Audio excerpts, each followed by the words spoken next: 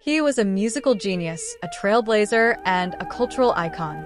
Samuel Coleridge-Taylor, a composer of extraordinary talent, left an indelible mark on classical music, yet his story remains lesser known. Today, we uncover the life and legacy of this remarkable composer. Imagine being hailed as the Black Mahler, composing music that would captivate audiences across the world. Yet, despite his brilliance, history has largely overlooked his name.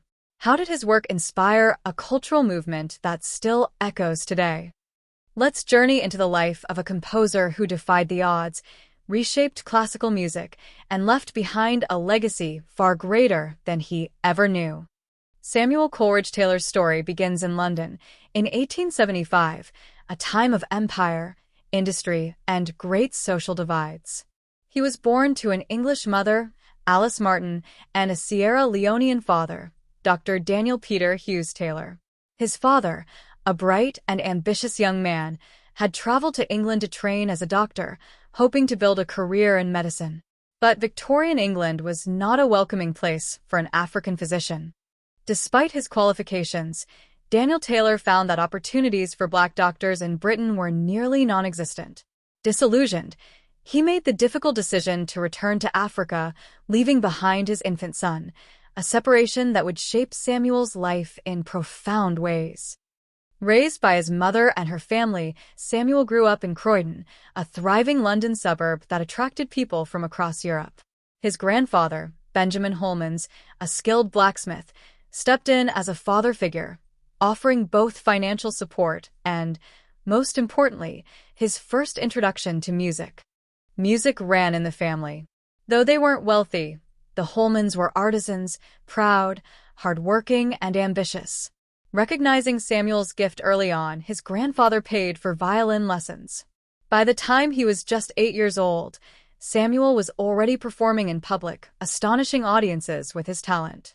But while he flourished musically, socially, he was an outsider. At school, he was often the only Black student. Even at home, his younger half-siblings, born from his mother's later relationship with a white man, did not share his mixed heritage. He was set apart in more ways than one. Yet, Croydon, for all its contrasts, also gave him a stage to grow. He joined the choir at St. George's Church, his voice soaring through the vaulted ceilings. By 10, he had taken up the violin, a decision that would set the course of his life. He was shy, quiet, and deeply focused on his art. And Croydon, the town that raised him, would remain his home for most of his life. Even today, the Croydon Samuel Coleridge-Taylor players honor his legacy with performances of his work.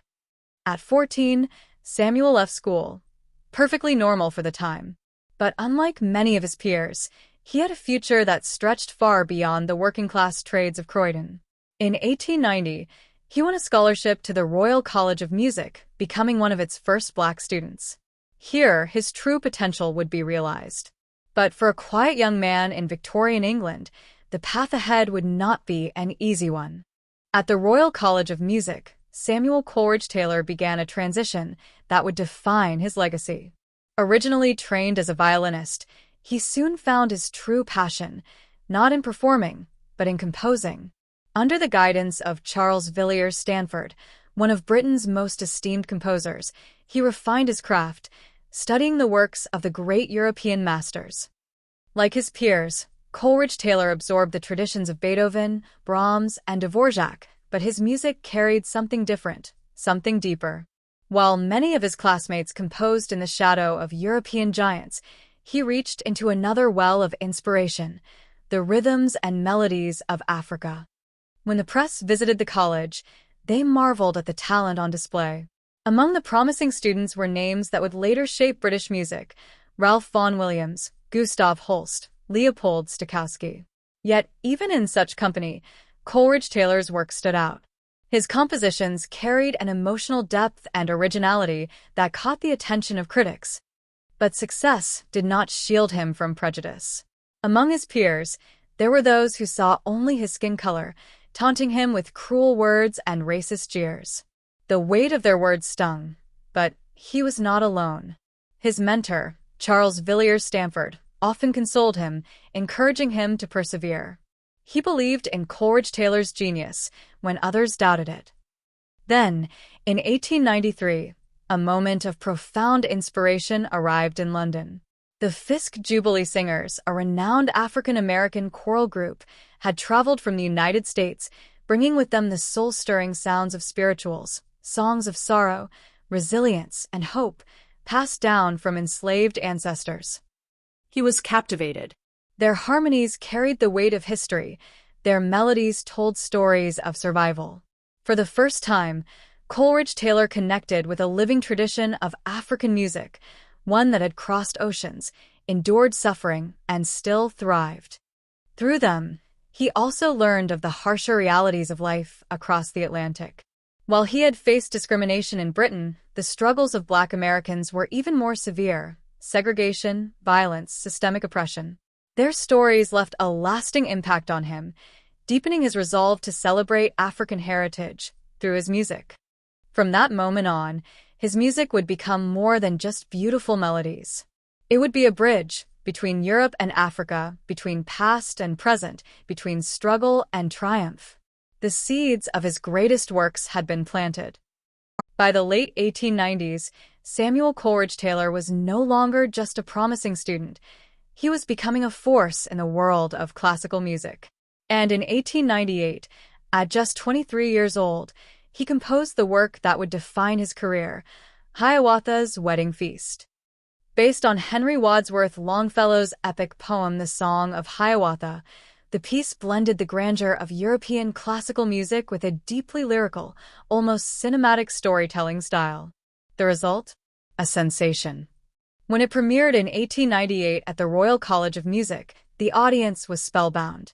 Critics hailed it as a masterpiece, comparing Coleridge-Taylor's talent to that of Elgar and Dvorak. Almost overnight, he became one of Britain's most celebrated composers. His success wasn't confined to Britain. Hiawatha's Wedding Feast was soon performed across Europe and America, earning Coleridge-Taylor recognition on both sides of the Atlantic. In an era where Black composers were virtually unheard of in classical music, his achievements shattered expectations. But for Coleridge-Taylor, success was about more than personal fame. He believed in something bigger: the need for Black musicians to have a place in classical music, to be heard, to be recognized. He became an advocate for representation, speaking out against the barriers that kept Black artists from opportunities in the music world. Through his work, he proved that talent and artistry knew no racial bounds. But not all of his compositions were grand and choral. One of his most hauntingly beautiful pieces, The Willow Song, revealed a different side of his genius. A delicate, sorrowful melody, the song was based on Desdemona's lament from Shakespeare's Othello. It weeps with emotion, a reflection of longing, of quiet suffering. Through pieces like The Willow Song, Coleridge-Taylor showed his ability to express the depths of human emotion, from love and joy to sorrow and despair. His music was not just a product of technical brilliance, it was storytelling at its finest. Amidst his growing success, Coleridge-Taylor found love. While studying at the Royal College of Music, he met fellow musician Jessie Womersley. Despite resistance from her family, who disapproved of their relationship due to his race, the couple remained devoted to one another. They married in 1899 and built a life together in Croydon. Their home was one of music and creativity. Together, they had 2 children, but it was their daughter, Avril Coleridge-Taylor, who would carry on her father's legacy. A gifted composer and conductor. If you're enjoying this journey through the life of Samuel Coleridge-Taylor, don't forget to like this video and subscribe to the channel. We bring you more stories of forgotten geniuses, untold histories, and the remarkable figures who shaped the world of music. Hit that notification bell so you never miss an episode. Thank you. Now back to the video. By the turn of the century, Samuel Coleridge-Taylor was one of the most celebrated composers of his time. Yet, despite his success, one harsh reality remained. While his music flourished, he saw little financial reward. A contract he had signed early in his career meant that, while Hiawatha's Wedding Feast sold in the thousands, he received barely anything in return. As his fame grew, So did the challenges he faced. But Samuel Coleridge-Taylor was not finished yet. His mission, to elevate Black musicians and bring African-inspired music into the classical tradition, was only just beginning. Though he had been born and raised in England, Samuel Coleridge-Taylor felt a deep connection to his African heritage. Yet, Coleridge-Taylor never had the chance to connect with his father or set foot on the soil of his ancestors. Instead, he sought his heritage through music. He studied African melodies, rhythms, and traditions, weaving them into his compositions. At a time when Black culture was often dismissed or erased in the classical world, he embraced it, believing that African music had a place alongside the great European traditions. His reputation as a composer had spread far beyond Britain.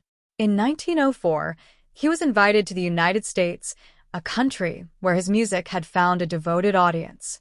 He was welcomed as a hero by African Americans, who saw him as a living example of Black excellence in the world of classical music. During his visit, he was honored with a private meeting at the White House with President Theodore Roosevelt, a rare recognition for a Black musician at the time. But his most profound encounters were not with politicians, but with the Black intellectuals and leaders who were shaping the future of their people. Among them was Booker T. Washington, the educator and activist who championed racial uplift through education and self-reliance. The two men spoke at length, discussing the struggles and aspirations of Black communities on both sides of the Atlantic. Coleridge-Taylor was deeply moved by what he heard. Across America, a cultural awakening was beginning to take shape. The early seeds of the Harlem Renaissance were being planted, and Pan-African thinkers were calling for unity among people of African descent worldwide. Inspired by these movements, Coleridge-Taylor became more than just a composer. He became an advocate. He encouraged young Black musicians to embrace their heritage in their art. He championed the idea that African themes and spirituals could, and should, be elevated to the same level as European symphonies.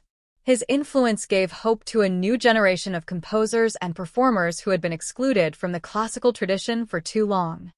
Though he never lived to see the full impact of the movements he admired, his music carried their message forward. Samuel Coleridge-Taylor was not just composing for the concert halls of London. He was composing for history, for identity, and for a future where Black musicians would take their rightful place in the world of classical music.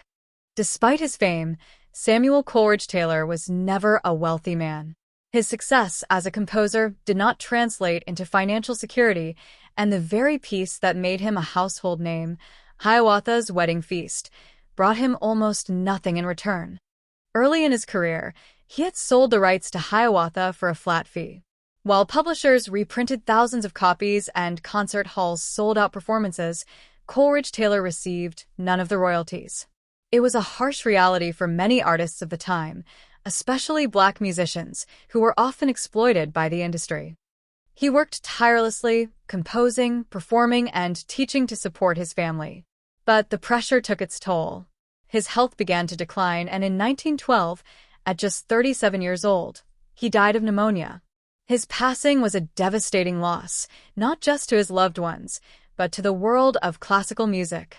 His funeral was attended by musicians, dignitaries, and admirers from all walks of life.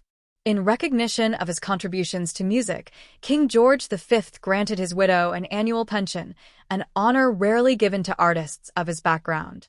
Though he died young, Samuel Coleridge-Taylor's music lived on. His compositions continued to be performed worldwide, inspiring future generations of Black musicians and composers. Artists like William Grant Still and Florence Price would follow in his footsteps, carving their own paths in classical music. Today, his work is studied, celebrated, and remembered as part of a legacy that transcends borders and time. He was more than a composer. He was a pioneer, proving that classical music belonged to everyone, regardless of race or background. Though his life was brief, his music lives on. Thanks for watching another Fresh K documentary. If you enjoyed learning about Samuel Coleridge-Taylor, like this video and subscribe for more stories of forgotten geniuses.